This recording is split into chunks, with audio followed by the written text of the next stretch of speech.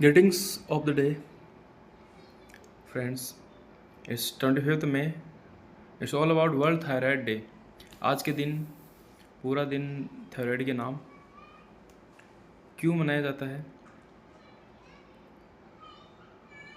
We will know about thyroid and facts and the NCERT based some facts about thyroid gland and the additional gland along it, that is parathyroid. इसके बारे में भी हम जानेंगे.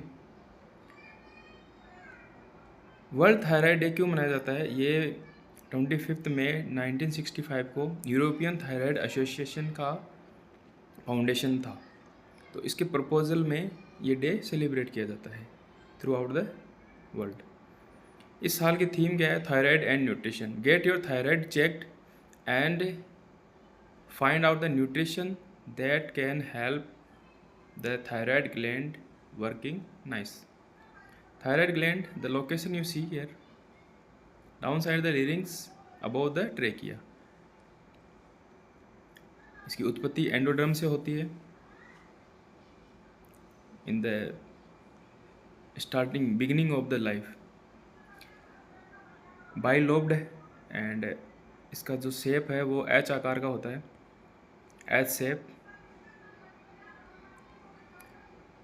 इस gland से दो हार्मोन स्रावित होते हैं, thyroxine T3 tri iodothyronine and T4 tetra iodothyronine.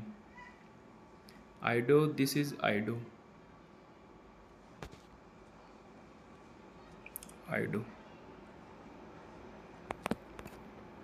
Now both these are iodo hormone, iodine related hormone. Second is TCT thyrocalcitonin, और ये रिलेटिव है कैल्शियम आयन से, प्रोटीन हार्मोन है.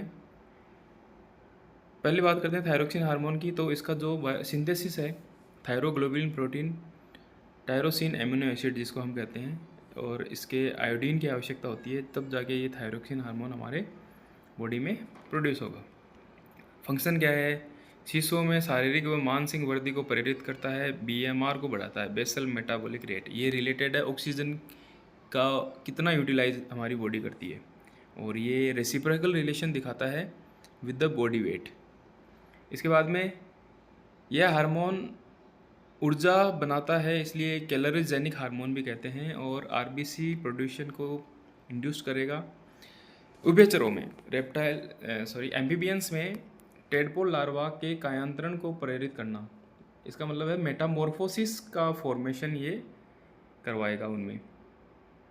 थायरोक्सिन की कमी से बच्चों में क्रिटिनिज्म, जड़ मानवता मतलब बुद्धि इतना विकसित नहीं हो पाता है, और बड़े लोगों में, एडल्ट्स में मिक्सोडीमा, गल्स रोग जिसको कहते हैं, और इसमें सूजन रहती है. और बेसिकली आयोडीन की कमी से सभी लोग जानते हैं गोइटर जो डिजीज़ है, जिसमें नेक एरिया, थ्रोट एरिया जो वो स्वेल हो जाता है. अच्छा, इसका अतिस्रावण हो जाए तो क्या होगा? हाइपरथायरॉयडिज्म में क्या प्रोसेस होगा? ग्रेव्स डिजीज़ हो जाएगा. एक्सोप्थेल्मिक गोइटर, इसमें होता क्या है? नेत्र गोलक बाहर आ जाते हैं, हमारी जो आंखें होती हैं वो बाहर की तरफ आ जाती है, तो इस एक तरह से स्वेलन हो जाएगी.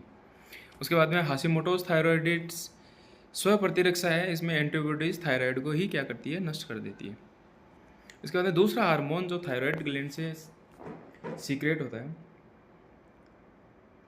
TCT hormone, thyrocalcitonin hormone, that is protein hormone. C cells, parafollicular cells में निर्मित होता है, कैल्शियम मेटाबॉलिज्म से रिलेटेड है.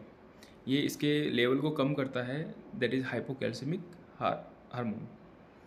कैल्शियम आयन को अस्थियों में स्थानांतरित करता है. एक्स्ट्रा अगर कैल्शियम होता है तो उसको ब्लड से निकाल कर बोन्स में क्या करता है? ट्रांसफ़र करता है, और अतिरिक्त कैल्शियम के उत्सर्जन को प्रेरित करके. तो ये था थायराइड ग्लैंड, और इससे रिलेटेड पैराथायराइड ग्लैंड है जो इसके आसपास होती है. ये 4 होती है संख्या में, एक नहीं होती. Right lobe and left lobe में 2-2. इसके बाद में पैराथायराइड हार्मोन, इससे सिक्रेशन होता है कोलिप्स हार्मोन जिसको हम कहते हैं, एक तरह से प्रोटीन हार्मोन है. ये कैल्शियम आयन और फॉस्फेट के मेटाबॉलिज्म से रिलेटेड है, और थायरोकैल्सिटोन के विपरीत कार्य कर विरुद्ध में कैल्शियम के स्तर को बढ़ाता है. अभी देखा था थायराइड का जो टीसीटी हार्मोन है वो कैल्शियम को कम करता है और ये कैल्शियम को बढ़ाता है। कैसे बढ़ाएगा? विखनिजीकरण करेगी, अस्थियों से वापस कैल्शियम ये ब्लड में फ्लो करवाएगा और किडनी से जो एक्सक्रीटरी सिस्टम में फिल्ट्रेशन होता है उसमें कैल्शियम आयन को रीअब्जॉर्ब करवाने को इंड्यूस करेगा। इसकी कमी से होने वाला जो डिजीज़ है या प्रॉब्लम है हाइपोकैल्सियमिक टेटनी, इसमें मसल्स में संकुचन होगा, एबनॉर्मल कॉन्ट्रैक्शन होता है, कभी भी प्रॉब्लम कर सकता है, दर्द हो सकता है। पैराथायराइड हार्मोन का अधिक सिक्रेशन हो जाए तो क्या होता है? ऑस्टियोपोरोसिस, नॉर्मली जिसको हम हड्डियों का मुड़ जाना कहते हैं। यहाँ नोट करने वाली बात है कि महिलाओं में ऑस्टियोपोरोसिस एक एज रिलेटेड डिजीज़ है। इसका प्रमुख कारण एस्ट्रोजन की कमी होता है और एस्ट्रोजन की कमी एक एज रिलेटेड प्रॉब्लम है जो मेनोपॉज के बाद में स्टार्ट होता है। तो ऑस्टियोपोरोसिस नॉर्मल है, तो basic better nutrition and proper taking care of the thyroid and parathyroid gland will help us to live a better life. Thank you for listening and keep safe yourself. Be aware of the heat. Notapa is going on like so, and stay connected.